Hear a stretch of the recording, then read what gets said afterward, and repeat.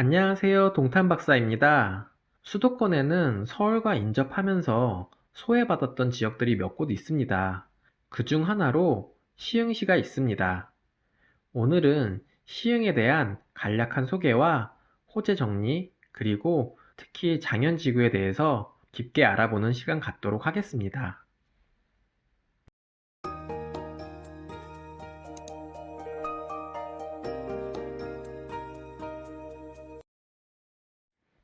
시흥은 크게 보면 서쪽에 송도, 북쪽에 부천, 동쪽에 광명과 안양, 남쪽에 안산이 있으며 시흥 안에서는 서쪽에 백오신도시가 있고 북쪽에는 은계지구, 동쪽으로는 목감지구가 분양이 거의 마무리된 상황입니다. 남쪽에는 거모지구라고 11,000세대 정도 계획 중이며 장현지구가 시흥 중앙에 위치하고 있습니다. 장현지구는 가온신도시라고도 불리우는데 약 2만 세대 규모이며 2019년 일부 임대주택이 입주하였고 본격적으로 입주하는 단지가 많아지고 있습니다. 도시의 큰 호재인 교통을 살펴보면 사실 그동안 대중교통이 발달하지 않아 소외받았던 지역이었으나 2018년 서해선인 소사원시선이 개통되어 경기 서남부 중심철도 역할을 수행 중에 있으며 서해선은 향후 남쪽으로는 홍성과 북쪽으로는 대구까지 연결이 됩니다.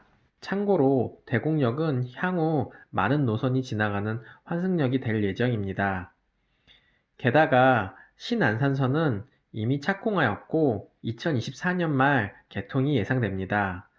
신안산선은 고속으로 운행하는 열차이기 때문에 일반 지하철 대비 빠르게 이동이 가능하며 시흥시청역에서 여의도까지는 30분 이내 도착이 가능합니다.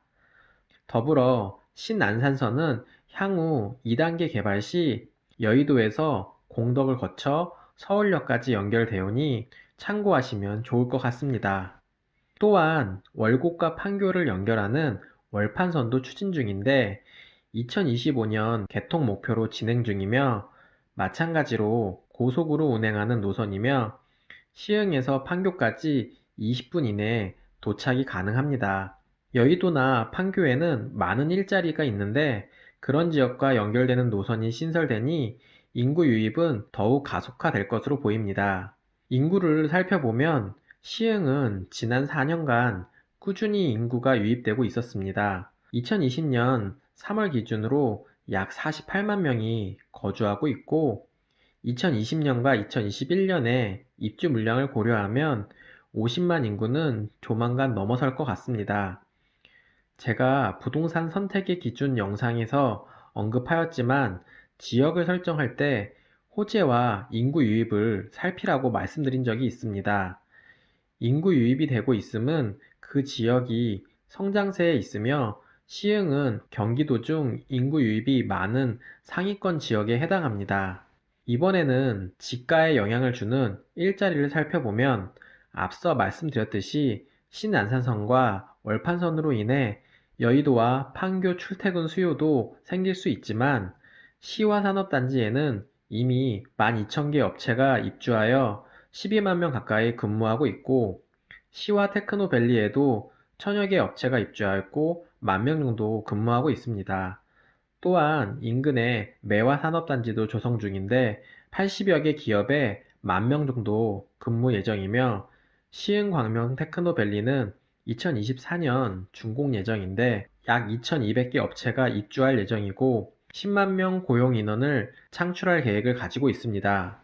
105신도시에는 신세계 프리미엄 아울렛 등 대형 쇼핑 상가와 서울대 시흥 캠퍼스가 있으며 시흥시청역은 소사원시선, 신안산선, 월판선, 트리플 역세권이 될 예정이라 시흥 중심의 교통 요지가 될 것입니다.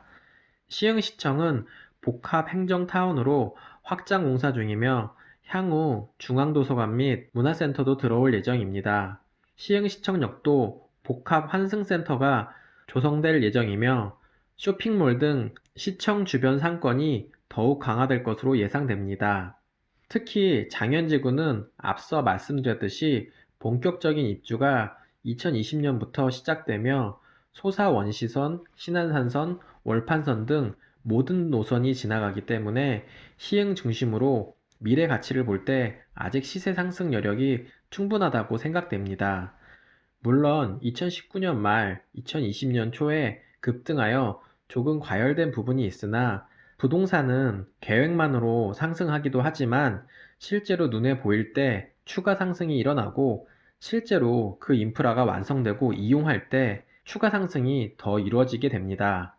즉, 아직 계획만으로 시세가 올라갔기 때문에 미래 가치가 더 좋다고 판단됩니다.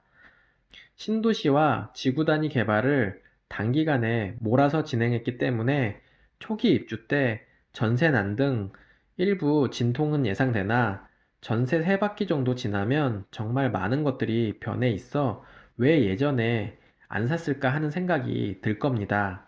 월판선 완공하고 2년까지, 즉 2027년까지는 지속적으로 상승이 예상되는 지역입니다. 장현지구에 대해서 단점을 꼽는 것이 송전탑인데 사실 송전탑은 미관상에는 좋지 않지만 실제로 전자파는 스마트폰에서 나오는 전자파보다 월등히 사람들에게 미치는 영향이 미약합니다. 그럼에도 인근 지역은 한전에서 일부 전기료 감면도 해주고 있으며 시흥시청역 바로 남쪽은 지하화 예정이고 나머지 구간도 지속적인 지중화 요청으로 인해 향후 지중화가 될 가능성이 높습니다.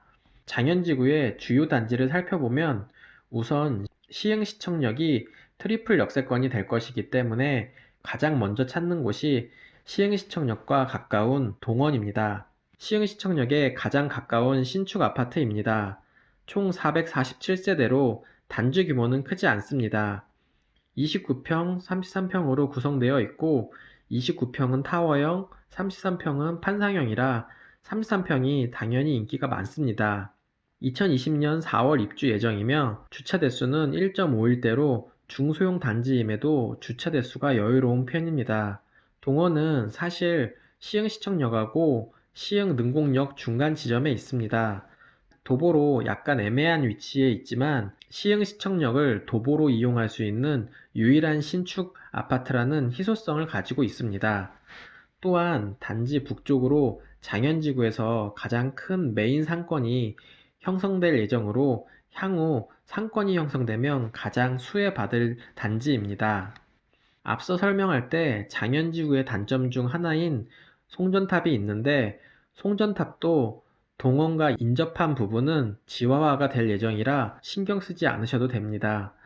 단지 우측으로는 녹지가 있어 조망도 괜찮고 숲세권이기도 합니다.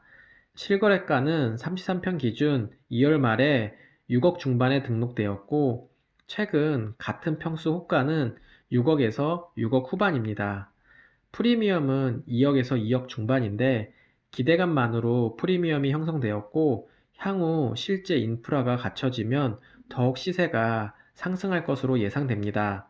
어떤 분은 지금 비싸다 하지만 단기 급등은 맞는 얘기이고 향후 몇 년간 호재가 계속 있기 때문에 호재가 하나씩 가까워질수록 시세는 더 상승할 것으로 예상됩니다.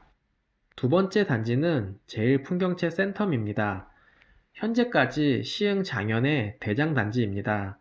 33평 기준 실거래가 최고는 7억에 살짝 못 미치는 6억 9,800입니다.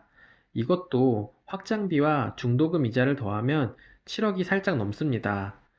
총 698세대이며 동원과 마찬가지로 29평, 33평으로 구성되어 있지만 모두 포베이의 판상형으로 구조가 조금 더 좋습니다. 동원도 좋지만 입주가 2021년 1월로 아직 분양권인 관계로 더욱 투자하기에는 매력이 있다 보니 투자들에게 더 인기가 있는 것 같습니다. 주차는 1.45대로 여유로운 편입니다. 입지도 시흥능곡역 초역세권이면서 한정거장 가면 트리플 환승역인 시흥시청역을 이용할 수 있거니와 단지 바로 옆에 꽤 큰 상권이 형성될 예정이라 편의시설도 대폭 확충될 예정입니다. 단지 서측으로 산으로 둘러싸여 있어 동원과 마찬가지로 역세권이자 숲세권이기도 합니다. 서측 동들은 조망이 좋을 것이고 동측 동들은 정남향에 가깝고 역과 상권이 가까운 장점이 있습니다. 프리미엄은 현재 2억 중후반대 매물이 가장 많은데 입주때가 되면 현재 질병 위기로 경제 위기 상황이긴 하나 어느 정도 안정이 된다면 프리미엄 3억 이하는 없어질 것 같습니다. 세 번째 단지는 금강 펜트리움입니다. 입지는 풍경채 바로 밑에 위치하고 있으며 시흥 능곡역 도보 역세권입니다. 총 590세대이며 30평부터 33평으로 구성되어 있습니다. 금강은 대표적으로 서비스 면적을 많이 주는 건설사 중 하나로 구조가 매우 좋습니다. 전평형 포베이의 판상형으로 풍경채와 같습니다. 주차 대수는 1.5대로 마찬가지로 여유로운 편입니다. 대부분의 장점은 센텀과 유사하며 초등학교가 매우 가까운 장점이 있습니다. 사실 시흥 능곡역 동쪽편에는 2008년부터 2009년까지 입주한 능곡단지에 꽤 많은 아파트들이 있고 이미 상권이 잘 형성되어 있습니다. 장현지구 신축에 비해 상대적으로 가성비가 높으며 자금이 부족하신 분들은 이쪽 아파트들도 눈여겨보실 필요가 있습니다. 네 번째 단지는 월판선 장곡역 초역세권 유승 한내들입니다.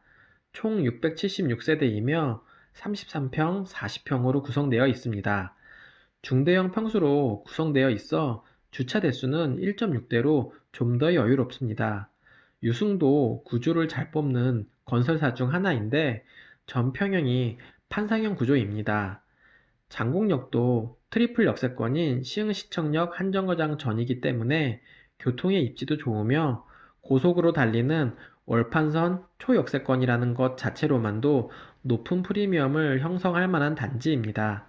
그러나 공공택지 전매 제한이 3년으로 되어 있기 때문에 분양권 거래는 불가능하지만 공사 기간이 3년이라 입주 시기에 맞춰 분양권 거래가 가능합니다.